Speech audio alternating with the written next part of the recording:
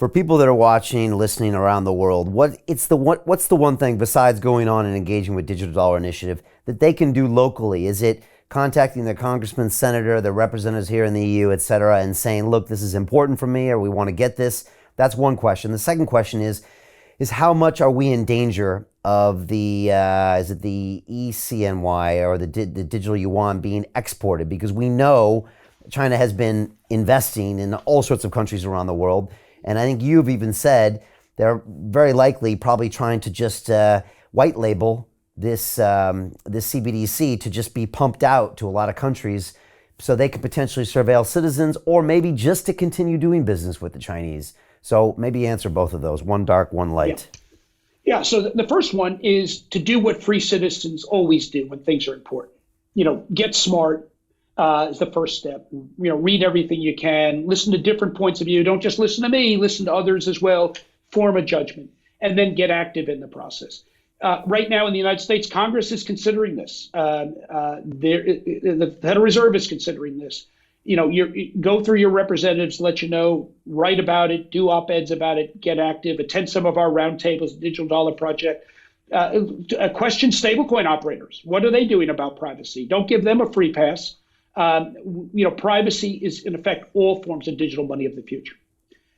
The second question is the somewhat darker question. So I had the honor to serve on a one-year study done by the Hoover Institute of California. It's online, that looked at the ECNY. Look, I've got to hand it to the Chinese. It's a pretty sophisticated instrument that they're developing. And although they disclaim any interest in exporting it, I'm of the belief that within 10 to 15 years, as much as a third of the globe could be either using the ECNY directly because they're part of China's Belt and Road Initiative and they're required to use that ECNY, or they could be using central bank digital currency in a box provided to them by the People's Bank of China to white label their own currency, a digital bolivar, a digital other currency, because they want the surveillance capabilities. I mean, don't be naive and think that non-democratic governments around the world want to surveil their people, and if they have a currency that could surveil them, they'll import it. They'll slap their own country's name on it, but it will be Chinese technology. The same way that Huawei technology had a trapdoor in which there could be surveillance built into their 5G technology, the same thing will be exported for use around the globe. Monies have always competed against each other in international commerce. I think I told the story last time I was on your show, Brian, about how the dollar got its name. The dollar got its name because they wanted to emulate what was the most desirable currency during the period of European exploration of the Western Hemisphere. There were Dutch guilders in circulation. There were British pounds. There were French livres. But the currency that was most desired in that early trade was the dollar, but it wasn't the American dollar. It didn't exist yet. It was the Spanish dollar. And the reason why the Spanish dollar was the coin to have is because it was minted with new world silver, not old world silver, which was more consistently pure, meaning it required less alloy, making it lighter, but also more fungible. One was similar to the next one. But it was also minted in a way technologically that it can be broken into 8 equal pieces, known as pieces of 8, making it fractionable and therefore easier to make change.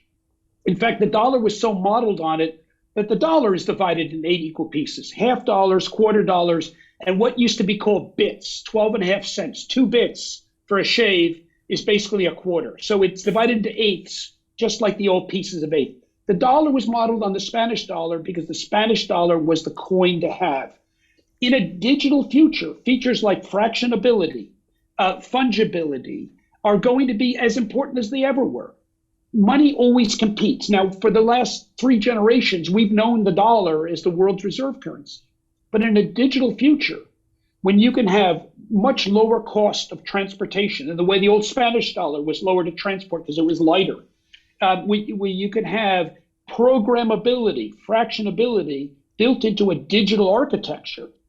How can the dollar remain an analog instrument in a digital future and still be the world's reserve currency?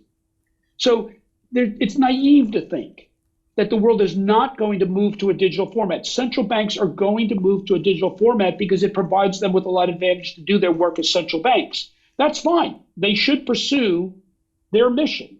But we as a free society also have a mission to preserve our freedoms.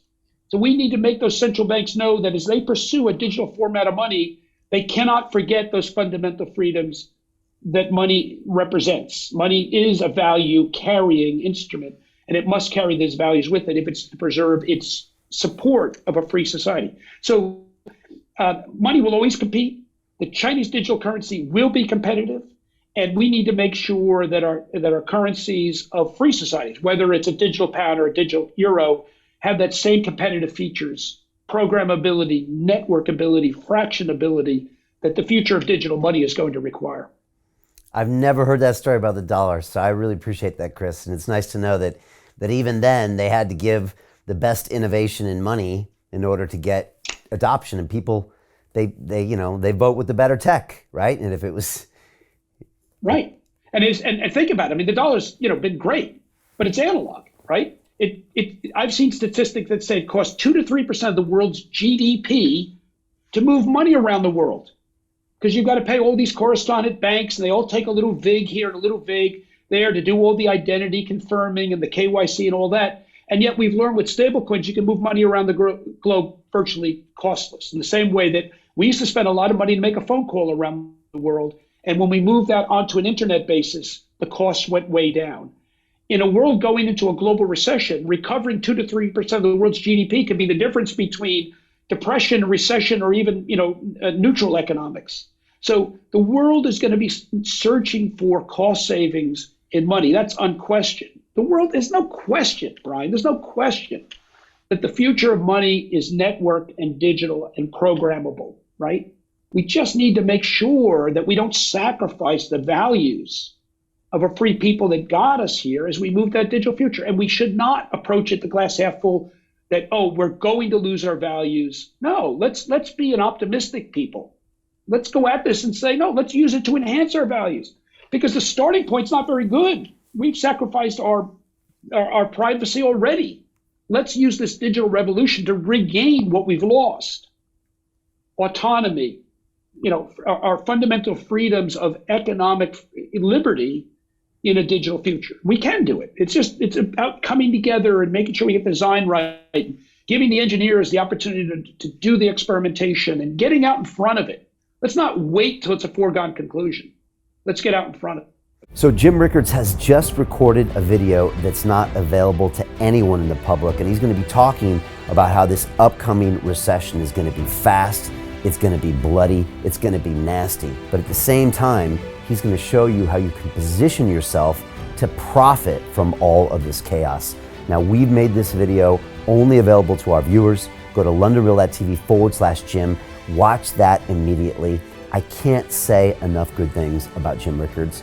He understands the global economic system better than any guest I've ever had on London Real. His predictions are almost uncannily true, and you can learn how to profit from his vision, from his expertise, and his understanding of economics. So go to londonreal.tv/Jim or click the link below. It's an excellent, excellent look on what's going to happen in the future and how you can position yourself to profit from that. Jim is one of the best in the business, one of my favorite guests on London Real, and he's very, very good at predicting the future and showing us all to profit from it. So click the link, and I hope you enjoy. Hey, do you want to profit from crypto? Then join my DeFi Academy. The Crypto DeFi Academy will help you create generational wealth. But don't take my word for it. Listen to my students. When I first got into crypto, I remember thinking to myself, I need to learn more. Brian Rose, learning crypto, learning DeFi, gotta do it. I am so grateful that I jumped in and did this. I had to break through some limiting beliefs that I can do this, that I can afford this, that I can be in this. It challenges the things that are deeply rooted within us. Joining DeFi Academy has been one of the best decisions I have made on my blockchain journey. This course was a life changer, a game changer, a huge eye-opener, coming from knowing practically nothing at the speed of the learning over 4 weeks was just fantastic. The information you provided in this class was invaluable. I feel far more confident in my next steps. You took complex concepts and made them easier to understand. What's different than so many other ones is it just doesn't tell you what to do. It actually makes you do it. This is for people who are serious about becoming traders. This is the way it should be done. I realized from this learning experience again that it is not about what you learn, but about who you learn it from. The energy was insane. I've never experienced such incredible energy on a live call. Brian Rose, you are a legend, my friend.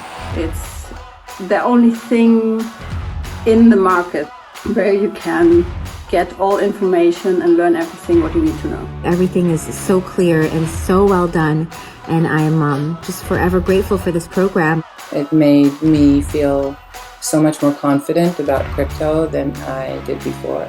I did not anticipate how passionate I was going to become about it. It's of course been like a big learning experience for me, not just in the crypto space, but just an overall balance of life. What I've learned is, how to take ownership, of my life in a way that I really hadn't before. Yeah, you can't put a price on that, really. I would recommend it to anybody, top notch. Excellence does not come cheap. So if you want excellence, you got to pay for it, but it's so worth it. Pull the trigger. That's what this course is about. You're not going to regret it, really. It's amazing. Thank you, Brian and team. So what are you waiting for? Crypto is happening now. Click the link below, submit your application, and let me mentor you on how to create generational wealth and build the decentralized financial infrastructure of the future.